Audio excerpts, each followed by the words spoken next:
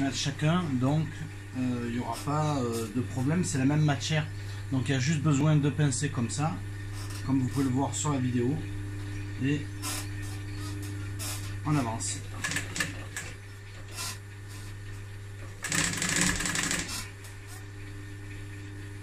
Donc il n'y a pas besoin de tirer la matière, on accompagne juste la matière et on la guide.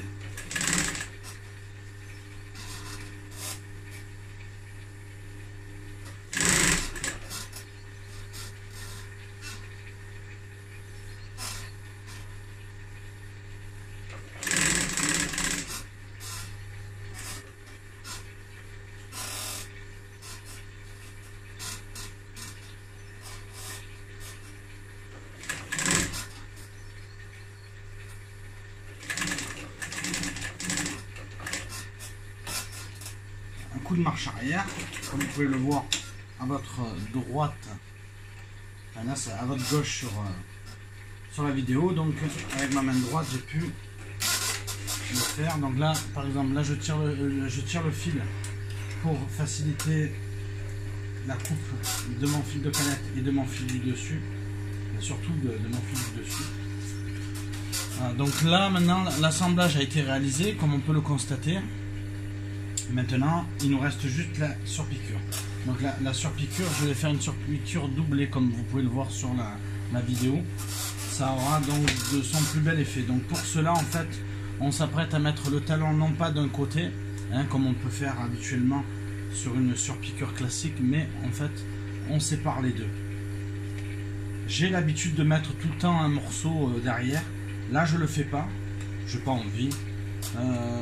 Mais sinon, lorsque ça demande vraiment un effort, généralement, je mets derrière un morceau de sky pour que justement à l'effort, on ne voie pas de trou ou le fil.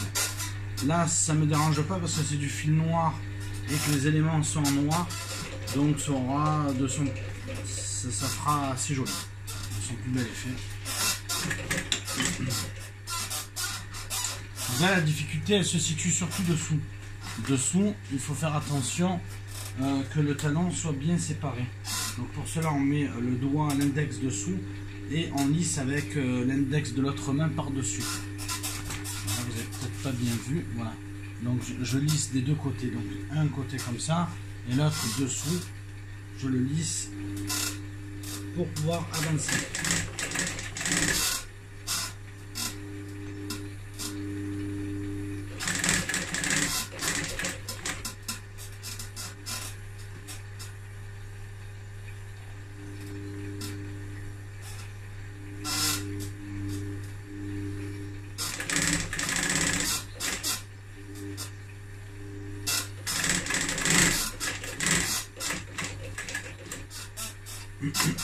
On a un coup de marche arrière pour finir de ce côté là.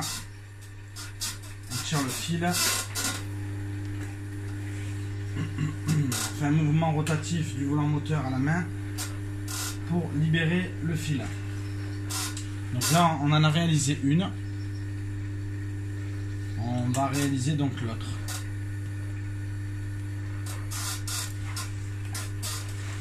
Donc pour ce faire, comme le morceau commence à être assez grand, on va le rouler.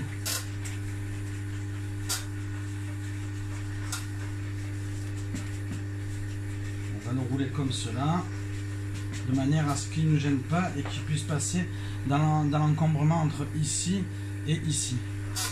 C'est pas bien large et j'en ai besoin. Donc là au moins on va pouvoir le passer tranquille comme vous pouvez le constater. Alors certes au niveau de la vidéo vous allez voir un peu moins. Là la principale difficulté c'est le talon. Le talon, il faut bien veiller à ce que le talon soit bien dessous. Il peut arriver que si on démarre mal ou en cours de route, il peut passer dessous. Et là c'est la catastrophe.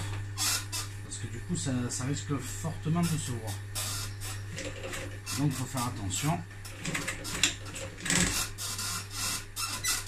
Voilà.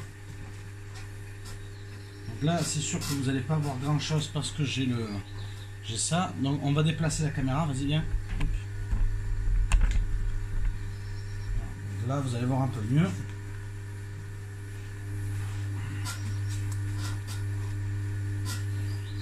essayer. Donc là, pour la surpiqûre, je me sers en fait à l'œil de la moitié de mon gros pied de biche que vous voyez là avec mon doigt. Je vais vous le montrer un peu mieux avec l'épingle, c'est celui-là. Voilà, celui-là, il fait 1 cm à vue d'œil.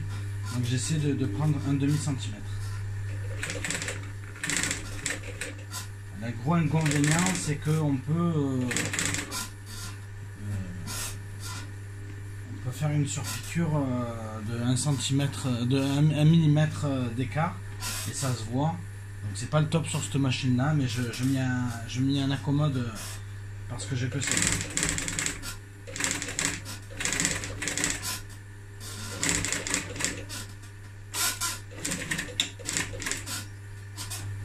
Il existe notamment chez PAF des systèmes à laser qui permettent vraiment de faire un travail de précision que je n'ai pas forcément avec cette machine. Donc là, voilà. Donc là, la surpiqûre est terminée, comme vous pouvez le voir, des deux côtés. Cette vidéo touche à sa fin. Je vous invite à vous abonner si ce n'est pas déjà fait, liker, partager sur les réseaux sociaux, Facebook et YouTube, à La Sellerie tout simplement. Et on se retrouve pour une prochaine vidéo. A bientôt, salut!